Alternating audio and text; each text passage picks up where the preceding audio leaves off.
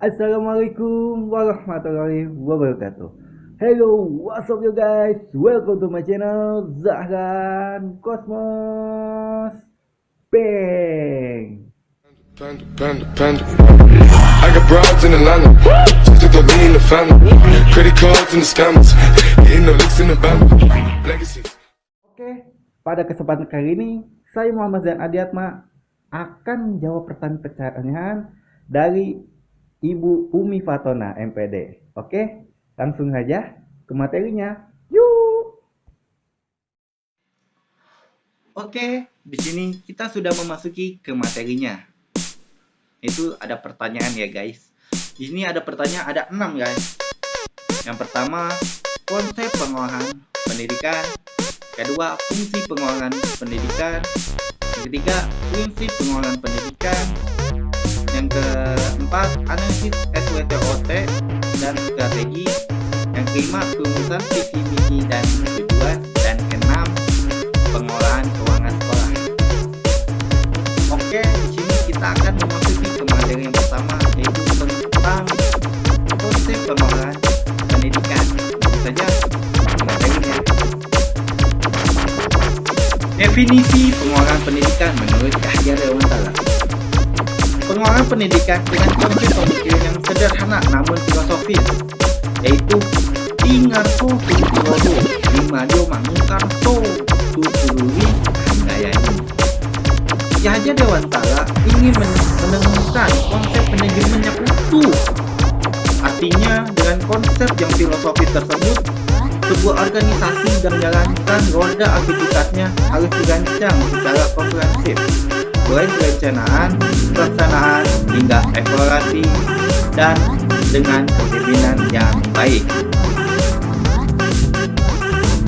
Oke, di sini kita akan mengartikan dari filosofi tersebut. Yang pertama dengan ingat sosum tulodo, yang bisa diartikan di depan memberi teladan.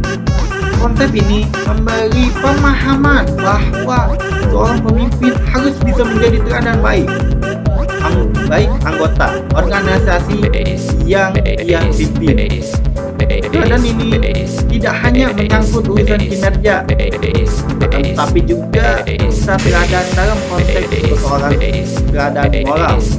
Konsep ini juga bisa dipahami bahwa sebuah organisasi harus mempunyai panduan dalam beraktivitas.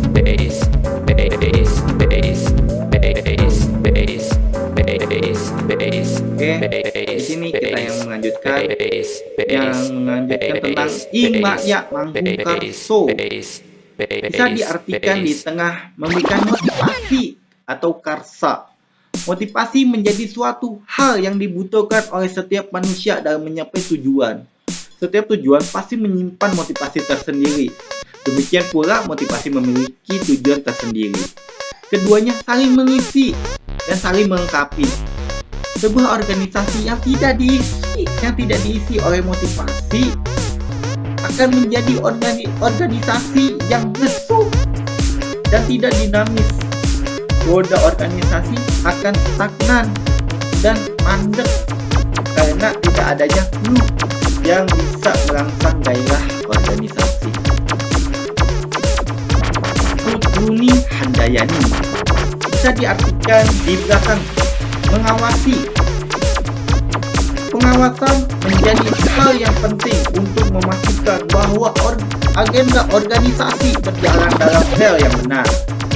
Adanya pengawasan menjadikan organisasi dalam mencapai tujuannya akan berjalan dalam koridor yang telah direncanakan sejak awal. Kemencengan yang bisa terjadi setiap saat dalam upaya penyampaian tujuan organisasi akan dapat diminimalkan dengan adanya pengawasan. Oke, di sini kita akan memasuki ke materinya, yaitu tentang fungsi pengelolaan pendidikan. Suatu sistem pengelolaan pendidikan dan penataan sumber daya pendidikan, seperti tenaga pendidikan, peserta didik, masyarakat, kurikulum, dana keuangan, sarana dan prasarana, kependidikan, tata laksana dan lingkungan pendidikan. Untuk itu disebut fungsi pengelolaan pendidikan.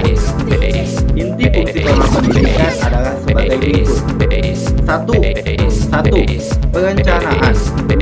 Pengorganisasian. 3. Pengarahan. Yang keempat, pengawasan. Dan kelima, pengembangan. Ruang lingkup pengelolaan pendidikan. Ruang lingkup manajemen biasa disebut dengan istilah atau batasan wilayah pembahasan atau objek manajemen. Adapun ruang lingkup atau objek dari manajemen pendidikan itu membahas tentang tata laksana sekolah, yaitu 1. Persoalan guru dan pegawai sekolah. 2. Siswa. 3. Supervisi pengajaran. 4. Pelaksanaan pembina kurikulum. Dan 5. Pendirian dan perencanaan bangunan sekolah. Tujuan pengelolaan pendidikan. Perlunya pengelolaan dalam pendidikan adalah untuk mengantisipasi perubahan global yang disertai oleh kemajuan ilmu pengetahuan dan teknologi informasi. Perubahan itu sendiri sangat cepat dan pesat, sehingga ada perbaikan yang berkelanjutan atau continuous development di bidang pendidikan, sehingga output pendidikan dapat bersaing dalam era globalisasi seiring dengan kemajuan ilmu pengetahuan dan teknologi, khususnya teknologi informasi. Persaingan tersebut hanya mungkin dimenangkan oleh lembaga pendidikan yang tetap memperhatikan kualitas pendidikan dalam pengelolaannya. Komponen-komponen manajemen pendidikan. Manajemen pendidikan memberikan kewenangan penuh kepada pihak sekolah untuk merencanakan, mengorganisasikan, pengarahan, mengkoordinasikan, mengawasi, dan mengevaluasi komponen-komponen pendidikan sekolah yang bersangkutan. Adapun komponen manajemen pendidikan yaitu 1. Manajemen kesiswaan. 2. Manajemen kurikulum. 3. Manajemen tenaga kependidikan. 4. Manajemen sarana prasarana. 5. Manajemen keuangan atau dana. Dan ke-6. Manajemen lingkungan atau hubungan lembaga pendidikan dengan masyarakat.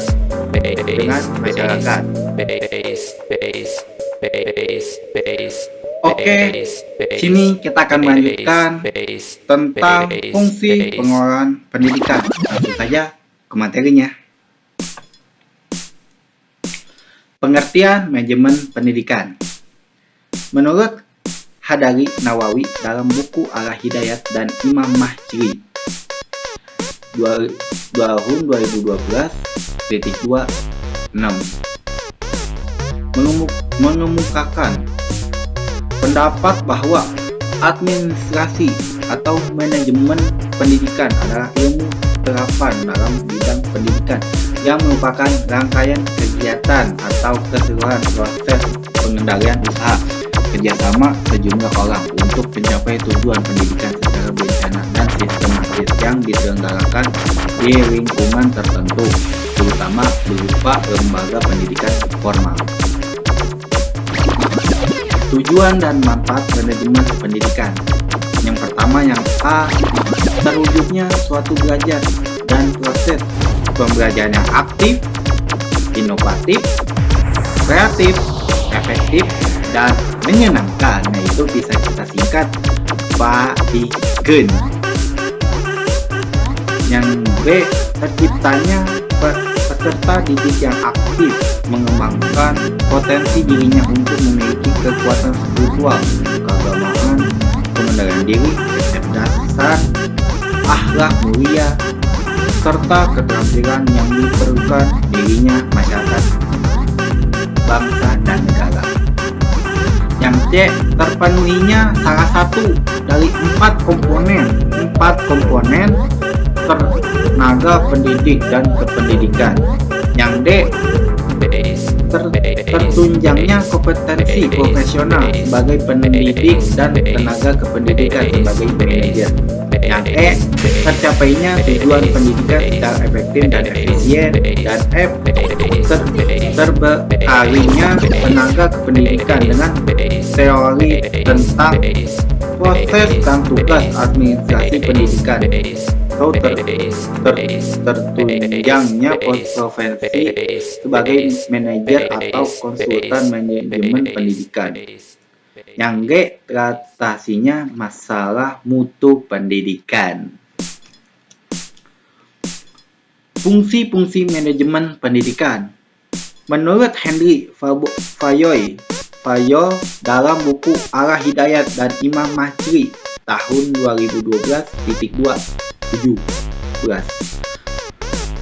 Fungsi-fungsi manajemen meliputi 1. Perencanaan, 2. Pengorganisasian, 3. Pemberian perintah, 4. Pengkoordinasi, dan 5. Pengendalian. Perencanaan atau planning. Menurut Burhanuddin dalam buku Arah Hidayat dan Imam Mahjri tahun 2012.2.21.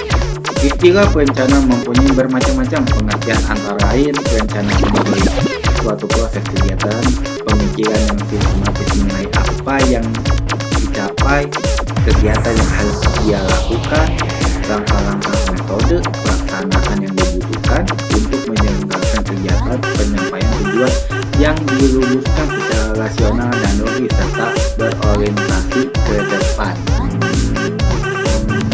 Pengorganisasian.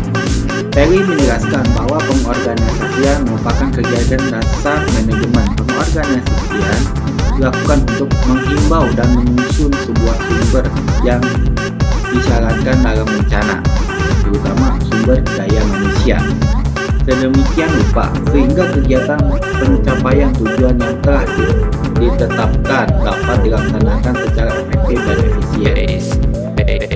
Dalam pengorganisasian, orang-orang dapat disatukan dalam satu kelompok atau lebih untuk melakukan berbagai tugas. Tujuan pengorganisasian adalah membantu orang-orang untuk bekerja sama secara efektif dalam wadah organisasi atau lembaga. Penggerakan atau actuating. Dalam buku Arah Hidayat dan Imam Mahjri tahun 2012.225, menggerakkan atau actuating adalah salah satu fungsi manajemen yang berfungsi untuk merealisasikan hasil perencanaan dalam pengorganisasian. Actuating adalah upaya untuk menggerakkan atau mengarahkan tenaga kerja atau manpower serta mendaya gunakan fasilitas yang ada yang dimaksud untuk melaksanakan pekerjaan secara bersama. Actuating dalam organisasi juga bisa diartikan sebagai keseluruhan proses pemberian motif bekerja kepada para bawahan sedemikian rupa sehingga mereka bersedia bekerja secara sungguh-sungguh demi tercapainya tujuan organisasi. Penguasaan atau controlling. Dalam buku Arah Hidayat dan Imam Mahjri tahun 2012.225, pengawasan adalah proses pengamatan dan pengukuran suatu kegiatan operasional dan hasil yang dicapai dibandingkan dengan standar yang telah ditetapkan sebelumnya yang tertulis dalam perencanaan.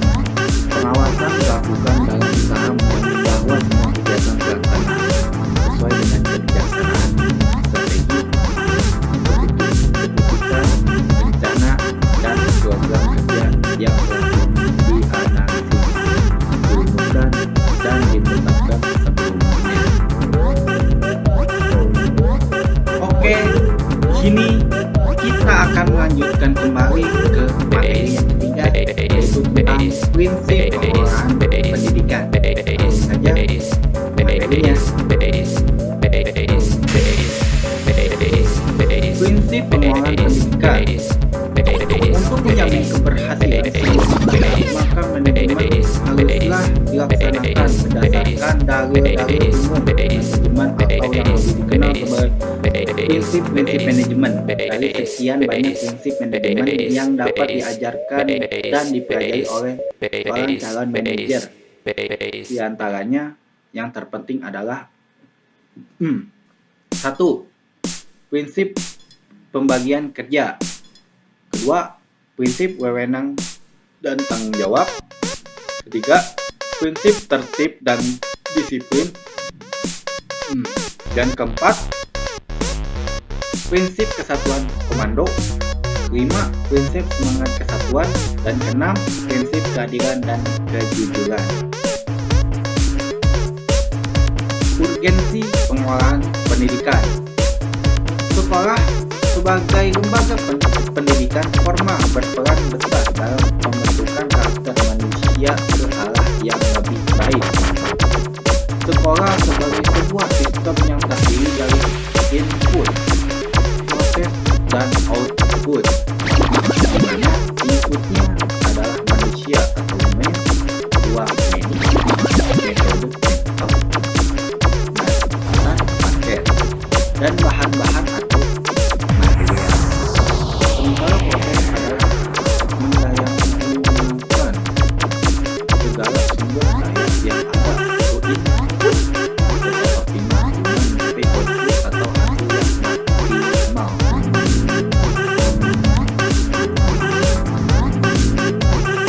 Pandangan terhadap pengelolaan pendidikan. George F. Berry dalam bukunya Principles of Management menyampaikan pendapatnya, manajemen adalah suatu proses yang membeda-bedakan antara perencanaan, pengorganisasian, penggerakan, pelaksanaan, dan penguasaan. Dengan memanfaatkan baik ilmu maupun seni agar dapat menyelesaikan tujuan yang telah ditetapkan. Manajemen is a discipline of foundation of planning, organization, actuating, and controlling, organizing each work within art and following in order to accomplish certain object. Oke, di sini kita akan melanjutkan kembali tentang materi yang keempat, yaitu analisis SWOT dan strategi. Langsung saja ke materinya.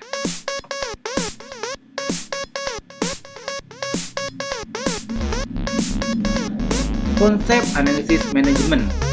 Target kompetensi dari modul teknik analisis manajemen adalah setelah mempelajari modul teknik analisis manajemen atau kita bisa singkat TAM. Ini saudara diharapkan mampu menyusun perencanaan sekolah untuk berbagai tingkat perencanaan. Pengalaman berharga setelah mengikuti pembelajaran materi teknik analisis manajemen TAM.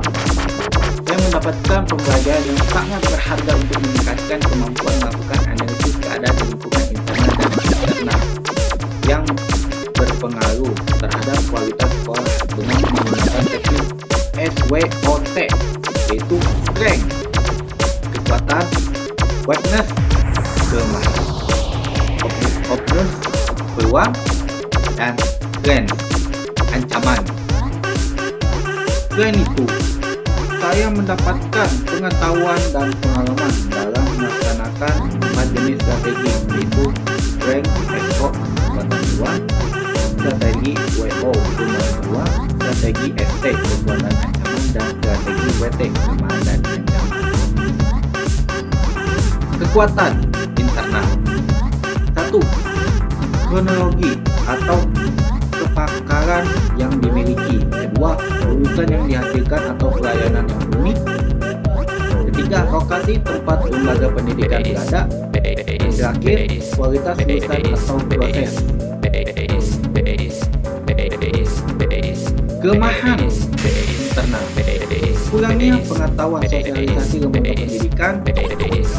Lulusan yang tidak dapat dibedakan dengan lulusan lembaga pendidikan atau lembaga pendidikan lain. Lokasi lembaga pendidikan yang terpencil. Kualitas lulusan yang jelek. Reputasi yang buruk. Peluang. Peluang eksternal. Lembaga yang terus berkembang dan pendidikan merupakan kebutuhan bagi masyarakat. Adanya pendidikan berbasis internasional, terakhir, peluang karena lembaga pendidikan yang tidak sanggup memenuhi permintaan masyarakat. Ancaman eksternal. Adanya lembaga pendidikan Islam baru di area yang sama. Kedua, persaingan harga dengan lembaga pendidikan lain. Tiga, lembaga pendidikan lain mengeluarkan lulusan baru yang inovatif. Yang keempat, lembaga pendidikan lain memegang pangsa pasar terbesar. Oke, di sini kita akan melanjutkan kembali tentang materi yang kelima, yaitu rumusan, visi, misi, dan tujuan. Langsung saja ke materinya. Pengertian visi. Pengertian visi adalah rangkaian kata yang menunjukkan impian, cita-cita, atau nilai inti organisasi, perusahaan, atau instansi. Visi merupakan tujuan masa depan sebuah instansi, organisasi, atau perubahan. Visi juga adalah pikiran-pikiran yang ada di dalam benak para pendiri. Pikiran-pikiran tersebut adalah gambaran tentang masa depan yang akan kita capai. Pengertian misi. Misi adalah tahapan-tahapan yang harus dilalui untuk mencapai titik tersebut. Selain itu, misi juga merupakan deskripsi atau tujuan mengapa perusahaan, organisasi, atau instansi tersebut berada di tengah-tengah masyarakat. Misi juga bisa dikatakan sebagai penjabaran sebuah visi. Jika visi hanya dituliskan dalam satu kalimat saja, maka misi akan dijabarkan dengan beberapa kalimat yang mudah dipahami pembaca atau siapa saja yang melihatnya. Perbedaan misi dan visi. Visi adalah gambaran besar tujuan utama dan cita-cita suatu perusahaan, instansi, pribadi, atau organisasi di masa depan. Visi berupa cita-cita jangka panjang dan berorientasi ke depannya. Misi adalah penjabaran atau langkah-langkah yang akan dilakukan untuk mewujudkan misi tersebut. Misi berupa cita-cita jangka pendek dan berorientasi masa kini. Hakikat dari misi. Ada beberapa hakikat dari visi, yaitu 1.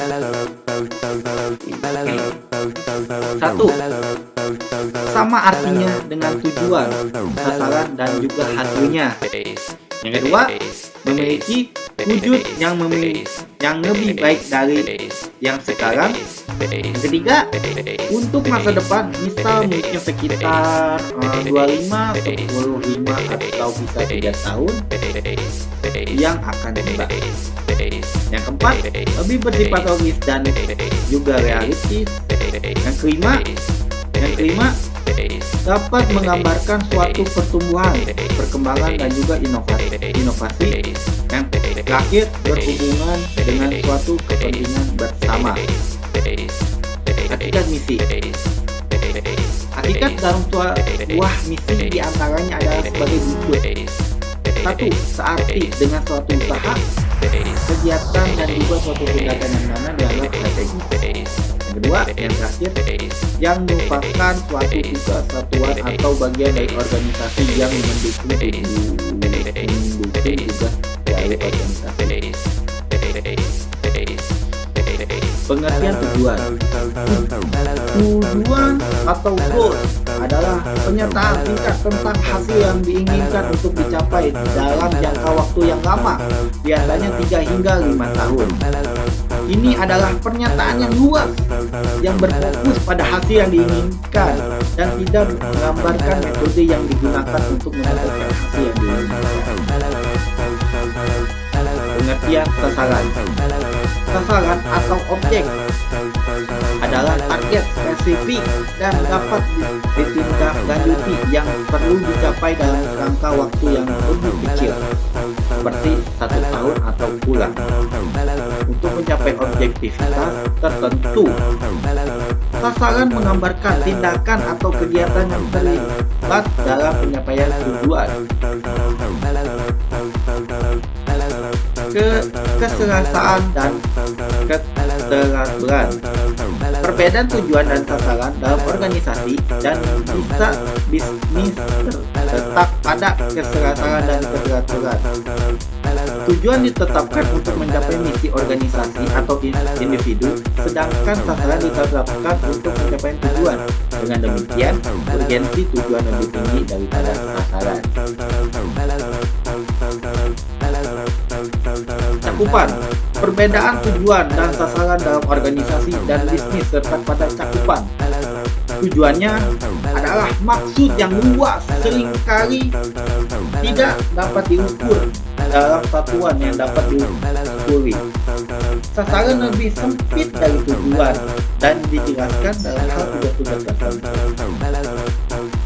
Kehususan. Perbedaan tujuan dan sasaran dalam organisasi dan bisnis terletak pada kehususan.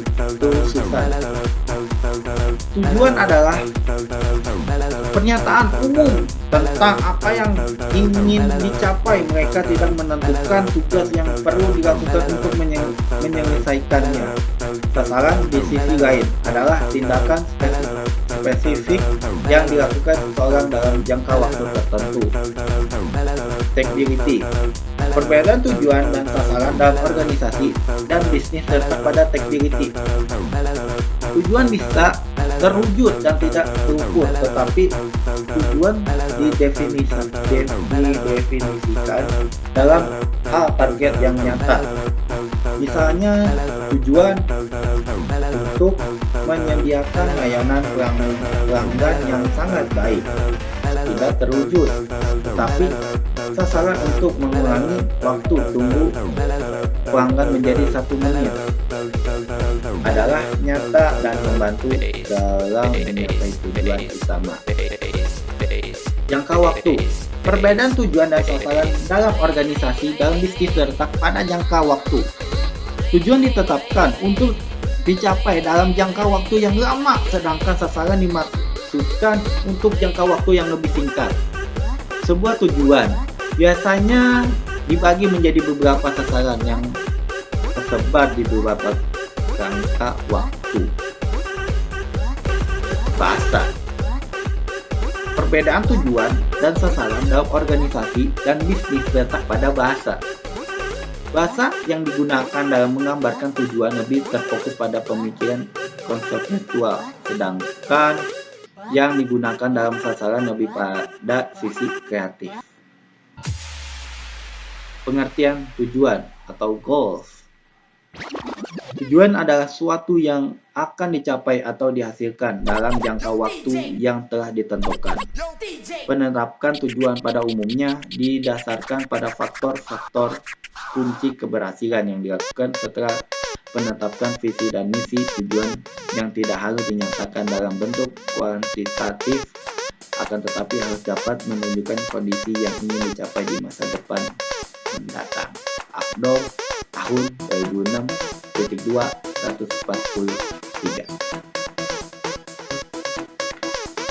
Oke, di sini kita akan melanjutkan kembali ke materi yang terakhir, yaitu materi ke-6 tentang pengelolaan keuangan sekolah. Langsung saja materinya.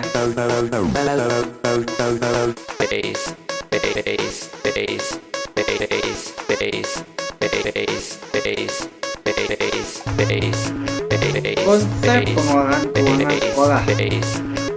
Pengelolaan sekolah merupakan bagian yang tidak dapat dipisahkan dalam manajemen keuangan. Secara umum, manajemen keuangan ialah pengendalian atas fungsi-fungsi keuangan yang meliputi kegiatan perencanaan, penganggaran, pengelolaan, pencarian, penyimpanan, pengendalian, dan pemeriksaan keuangan. Tujuan dan manfaat pengelolaan keuangan. Melalui kegiatan pengelolaan keuangan yang baik, kebutuhan pendanaan, kegiatan sekolah dapat direncanakan, diupayakan pengadaannya, dibuka secara transparan dan digunakan untuk membiayai pelaksanaan program sekolah secara tertib dan efisien. Oleh karena itu, tujuan pengelolaan keuangan menurut Kemendikbud 2011-213 itu: 1. Mengolah penggunaan dana sekolah atau madrasah secara transparan dan akuntabel. 2. Meningkatkan efektivitas dan efisien penggunaan dana sekolah. 3. Mendorong pemanfaatan dana sekolah secara lebih ekonomis. 4. Meminimalkan penggunaan anggaran sekolah. 5. Menunggu kreativitas pencarian sumber pendanaan sekolah. Dan 6. Mendorong kompetensi tanggung jawab keuangan sekolah. Prinsip pengelolaan keuangan. Pengelolaan keuangan sekolah atau madrasah perlu diperhatikan sejumlah prinsip. Undang-Undang Nomor 20 Tahun 2003 Pasal 48 menyatakan bahwa pengelolaan dana pendidikan didasarkan pada prinsip keadilan, efisiensi, transparansi, dan akuntabilitas. Keadilan dalam pengelolaan keuangan adalah adanya kesempatan yang sama untuk mendapatkan pelayanan publik yang berkualitas. Prinsip ini menjadi penting pada organisasi yang menyediakan pelayanan publik seperti pendidikan, karena fokus pelayanan agar masyarakat memperoleh kesempatan yang sama dalam mengakses pelayanan pendidikan. Pengelolaan keuangan diselenggarakan untuk mendukung terciptanya pemetaan kesempatan tersebut. Efisiensi terkait kualitas dari suatu kegiatan. Sering kali efisiensi digambarkan sebagai perbandingan yang terbaik antara masukan input dan keluar output. Daya yang dimaksud meliputi tenaga, pikiran, waktu, dan biaya. Perbandingan tersebut dapat dilihat dari dua hal. 1. Dilihat dari segi penggunaan masukan input, waktu, tenaga, dan biaya. Kegiatan dapat dikatakan efisien kalau penggunaan waktu, tenaga, dan biaya yang sekecil-kecilnya dapat mencapai hasil yang ditetapkan. Dilihat dari segi hasil output. Yang kedua, kegiatan dapat dikatakan efisien kalau dengan penggunaan waktu, tenaga, dan biaya tertentu memberikan hasil sebanyak-banyaknya, baik kualitas maupun kuantitas. Transparansi di bidang pengelolaan berarti adanya keterbukaan di bidang keuangan sekolah. Ada lembaga pendidikan pengelolaan keuangan yang transport, berarti adanya keterbukaan akan kebijakan keuangan, keterbukaan sumber keuangan dan jumlahnya, keterbukaan penggunaan serta penanggung-jawabannya, sehingga memudahkan pihak-pihak yang berkepentingan untuk mengetahuinya.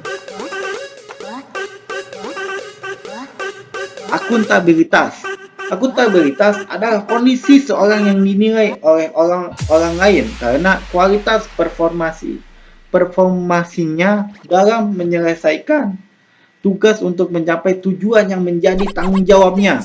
Akuntabilitas dalam pengelolaan keuangan berarti penggunaan uang sekolah dapat dipertanggungjawabkan sesuai dengan perencanaan yang telah ditetapkan, berdasarkan perencanaan yang telah ditetapkan dan peraturan yang berlaku. Pihak sekolah membelanjakan uang secara bertanggung jawab. Pertanggungjawaban dapat dilakukan kepada orang tua, masyarakat, dan pemerintah. Ada 3 pilar utama yang menjadi persyaratan terbangunnya akuntabilitas, yaitu 1. adanya transparansi para penyelenggara sekolah dengan menerima masukan serta mengikuti sertakan berbagai komponen dalam mengelola sekolah. Kedua, standar kinerja. Di setiap institusi yang dapat diukur dalam melaksanakan fungsi-fungsi dan wewenangnya. Ketiga, partisipasi untuk saling menciptakan suasana kondusif dalam mengadakan pelayanan masyarakat dengan prosedur yang mudah, biaya yang murah, dan pelayanan yang tepat. Perencanaan pengelolaan dana sekolah. Sebelum melakukan pengokasian anggaran untuk belanja sekolah, maka kepala sekolah harus membuat rencana pengelolaan dana sekolah. Rencana pengelolaan dana sekolah mengacu pada hasil evaluasi dari sekolah, atau kita bisa singkat EDS, dan program-program yang direkomendasi dari hasil EDS. Berdasarkan hasil EDS, maka disusunlah program prioritas yang akan dituangkan dalam rencana kerja sekolah atau RKS yang terdiri dari jangka menengah 4 tahun berupa rencana kerja jangka menengah RKJM dan jangka pendek 1 tahun berupa rencana kerja tahunan RKT dan serta kegiatan dan anggaran sekolah atau kita bisa singkat RKAS. Pembelanjaan dana sekolah. Dana BOS disalurkan dari rekening kas umum negara atau kita bisa singkat RKUN ke rekening kas umum daerah atau kita bisa singkat RKUD setiap triliunan pada waktu yang ditentukan melalui peraturan-peraturan undang-undang dan Kementerian Keuangan. Untuk transfer dana BOS tahun 2018 diatur dalam peraturan pemerintah keuangan PMK nomor 50 PMK 07 tahun 2017 tentang pengelolaan transfer ke daerah dan dana desa April tahun 2017. Kedua, pembelanjaan dana sekolah pada prinsipnya mencakup sebuah bentuk aliran dana keluar sekolah yang digunakan untuk menyediakan layanan pendidikan baik langsung maupun tidak langsung. Pembelanjaan dana mengacu pada perencanaan yang telah ditetapkan. Di sekolah, setiap pembelanjaan harus mengacu pada komponen yang telah ditetapkan dalam RKAS. Oke, saya di sini sudah menjawab pertanyaan-pertanyaan dari Bu Umi Fatona. Cukup sekian, terima kasih. Jangan lupa untuk like, komen, dan subscribe. Oke ya. Oke. Coba pencet tuh tombol subscribe-nya ya. Jangan lupa komen-komennya yang positif ya. Dan like juga videonya. Oke ya. Sekian, terima kasih. Saya Muhammad dan Adiatma pamit undur diri. Wassalamualaikum warahmatullahi wabarakatuh. See you later. Bye.